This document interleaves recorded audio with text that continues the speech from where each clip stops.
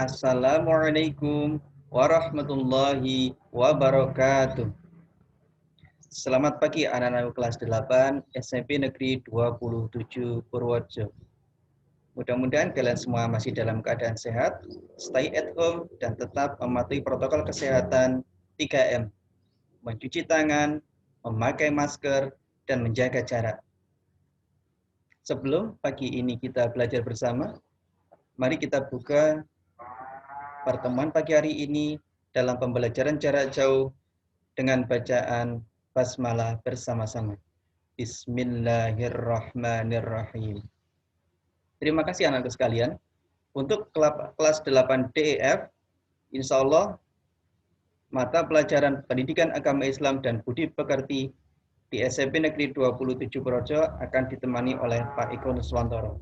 Selamat belajar bersama Pak Eko. Untuk materi yang pertama, Surah Al-Furqan ayat 63 tentang rendah hati, serta Surah Al-Isra ayat 26 sampai dengan 27 tentang pola hidup hemat dan sederhana. Selamat mengikuti pembelajaran jarak jauh pada pagi hari ini. Saya share materi yang nanti akan kita pelajari bersama-sama.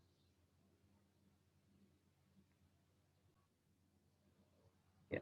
Mudah-mudahan tampak di layar HP atau layar monitor kalian, anak-anakku sekalian. Materinya Surah Al-Furqan ayat 63 tentang rendah hati, dan Surah Al-Isra surah urutan 17 ayat 26 tentang hemat dan sederhana. Kenapa Surah Al-Furqan mendapatkan urutan nomor 25 sedangkan Al-Isra 17? Anak-anakku tahu? Sudahkah anak-anakku semua tahu jumlah surat dalam Al-Quran? Berapa surah dalam Al-Quran? Ya, betul, 114 surah. Sedangkan surat Al-Isra menempati urutan 17, sedangkan Al-Furqan menempati urutan 25. Nanti bisa dibuka kembali anak-anakku sekalian mushaf Al-Qur'annya. Kita lihat kembali urutan tertib surat-surat di dalam Al-Qur'an. Sebelum pelajaran ini kita mulai, Pak Eko ingin mengajak anak-anak sekalian untuk memfokuskan diri, untuk melatih konsentrasi sebelum mengikuti pembelajaran jarak jauh. Karena PJJ ini dilakukan dari rumah, sehingga kadang anak-anakku sekalian terpengaruh oleh polusi lingkungan, polusi suara, polusi gangguan dari teman-teman, dan sebagainya. Silakan agar konsentrasi kita betul-betul bisa matang sehingga pelajaran kita bisa berlangsung dengan lebih optimal. Baik, kami minta tolong siapa yang bisa menunjukkan perbedaan dua gambar ini. Di layar HP atau layar monitor kalian ada deretan apa anak-anak sekalian? Betul, pensil warna.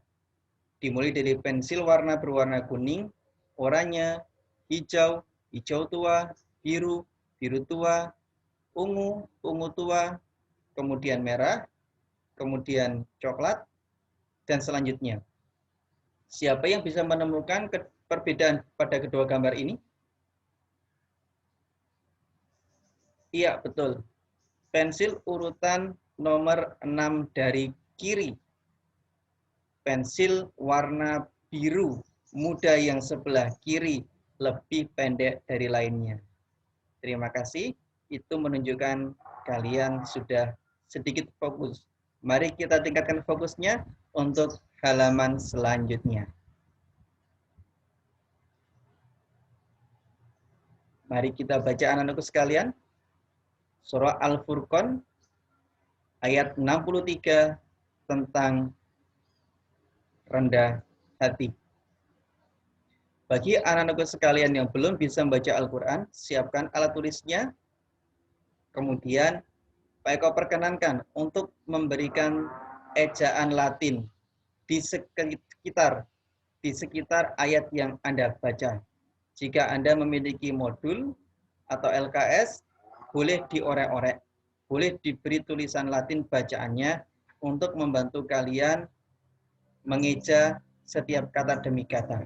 Harapan Pak Eko, bagi kalian yang belum bisa membaca Al-Quran, ikutilah ekstrakurikuler baca tulis Al-Quran di sekolah, atau ikutilah majelis taklim, TPA, TPQ di sekeliling kalian, agar kelak kalian bisa membaca Al-Quran dengan baik, memahami Al-Quran dengan baik. Jangan lupa tetap patuhi protokol kesehatan selama masa pandemi ini. Kita mulai anak-anakku sekalian. Bagi yang sudah bisa membaca Al-Quran, alhamdulillah bisa mengikuti atau menirukan nanti. Dan Pak Eko anjurkan untuk pertemuan yang selanjutnya, sebelum kalian memegang Al-Quran, membaca mushaf Al-Quran, biasakan sudah suci dari hadas dan najis. Insya Allah, bacaan Al-Quran kalian akan lebih barokah, dan kalian akan mendapatkan pahala kebaikan, 10 kebaikan setiap satu huruf yang kalian baca. Menarik bukan anak-anakku sekalian? Mari kita baca. A'udzu billahi minasy syaithanir rajim. Bismillahirrahmanirrahim. Wa ibadur rahmanil ladzina yamshuna 'alal ardi hauna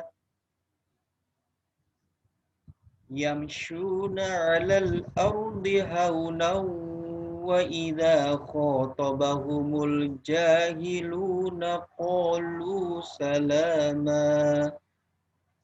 Shadaqallahul azim.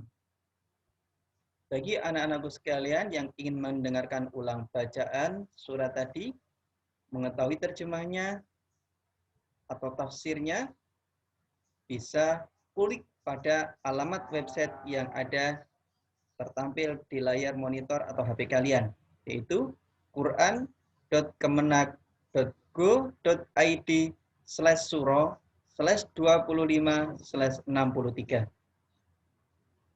Kalau kalian masih ingin memilih surat maupun ayat, maka tidak perlu memasukkan alamat, nomor surat, dan nomor ayat. Sehingga cukup kamu masukkan di dalam Google atau pencarian yang lain, alamat quran.kemenak.go.id/surah/kemudian enter. Mari kita baca terjemahnya anak sekalian. Wa ibadur rahmanil ladina yamshuna 'alal ardi hauna.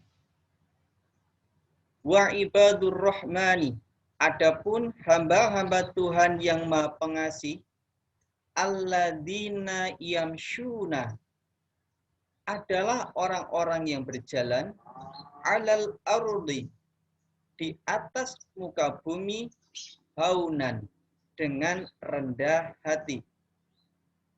Wa idza khatabahumul jahiluna, dan apabila orang-orang bodoh menyapa mereka dengan kata-kata yang menghina, qalu salama, mereka justru mengucapkan salam, mengucapkan kata-kata kedamaian, tidak membalas hinaan mereka, tapi justru mengucapkan kedamaian dan kebaikan. Rendah hati atau tawadu. Mari anak-anakku sekalian perhatikan dua gambar di atas ini. Gambar apa anak-anakku sekalian? Yang sebelah kiri? Betul, tukang parkir mobil. Yang sebelah kanan? Betul, tukang parkir sepeda motor. Pernah anak-anakku sekalian melihat mereka? Iya, pasti pernah. Pasti pernah di pasar, di swalayan, di Purworejo, di kota, sekeliling alun-alun. Nah, profesi tukang parkir ini adalah salah satu profesi yang rendah hati. Dalam penjelasan yang apa yang saya sampaikan nanti. Kenapa disebut rendah hati? Coba lihat anak-anak sekalian. Tukang parkir ini punya berapa mobil anak-anak sekalian? 1, 2, 3, 4, 5. 5 mobil. Tapi pernahkah tukang parkir ini merasa sombong? Pamer? Merasa tinggi hati? Tidak.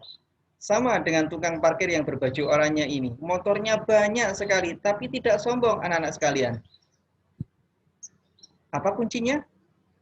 Karena mereka tahu bahwa mobil dan motor ini bukan miliknya, tetapi titipan dari yang punya.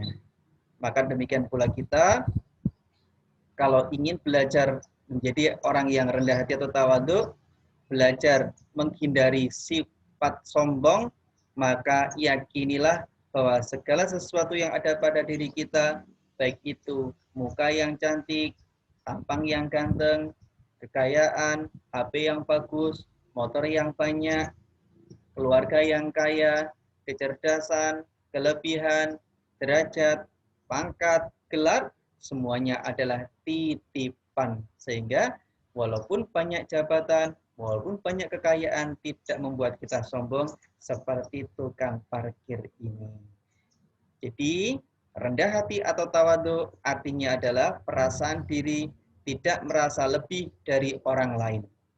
Contoh, bergaul dengan teman tanpa membedakan status sosial. Kita tidak beda-bedakan teman kita, yang kaya, yang miskin, yang kulitnya hitam, yang bersih, yang cantik, yang kurang cantik, semuanya kita ajak bergaul dengan baik. Itu menunjukkan kita tidak merasa lebih dari orang lain. Contoh yang kedua, sekalipun telah divaksin COVID-19, tetapi tetap mentaati protokol kesehatan 3M. Tidak kemudian menjadi sombong. Wah, aku sudah divaksin. Aku bebas berkeliaran. Aku bebas tidak pakai masker, dan sebagainya. Setelah divaksin saja tidak boleh sombong, apalagi sebelum divaksin. Yang ketiga, contohnya, sekalipun pintar, tetapi mau berbagi ilmu dengan yang belum pandai. Hikmahnya, kalau kita bisa membiasakan perilaku tawadhu atau rendah hati adalah diangkat derajatnya oleh Allah Subhanahu wa Ta'ala. Orang yang lembah mana, andap asor, rendah hati, insya Allah akan dimuliakan derajatnya oleh Allah. Menjadi tidak mudah tersinggung ketika dihina. Biasanya orang yang mudah tersinggung ketika dihina adalah mereka yang merasa tinggi. Maka kita jauhi perasaan tinggi ini agar kita tidak mudah tersinggung ketika dihina. Hikmah yang ketiga, terhindar dari sifat sombong atau takabur. Ayat yang kedua anak-anakku sekalian, yaitu surah Al-Isra ayat 26 serta 27. Hari ini yang akan kita bahas ayat yang 27 saja. A'udzubillahi minasyaitonirrajim. Bismillahirrahmanirrahim. Innal mubadzirina kanu ikhwana syayatin. Wa kana syaitanu lirabbihi kafura. Artinya, Bismillahirrahmanirrahim. Innal mubadzirina kanu. Sesungguhnya orang-orang yang pemboros itu ikhwana syayatin. Saudara-saudaranya setan. Wa kana syaitanu, dan setan itu adalah lirabbihi kafura, sangat ingkar kepada Tuhannya. Ya. Mari kita lihat anak-anakku sekalian, slide selanjutnya. Ada gambar anak yang sedang tertidur di saat yang bersamaan TV-nya menyala. Betul anak-anakku sekalian? Ya. Ini adalah perilaku mubadzir atau berlebih-lebihan atau boros. Karena TV tidak ada yang menonton tetapi tetap dinyalakan, ini jelas membuang-buang energi. Tolong dihindari. Contoh yang kedua, mematikan lampu di siang hari. Kalau siang hari, apalagi di kamar, di ruang tamu sudah terang, tolong lampunya dimatikan. Itu bagian dari hemat dan sederhana.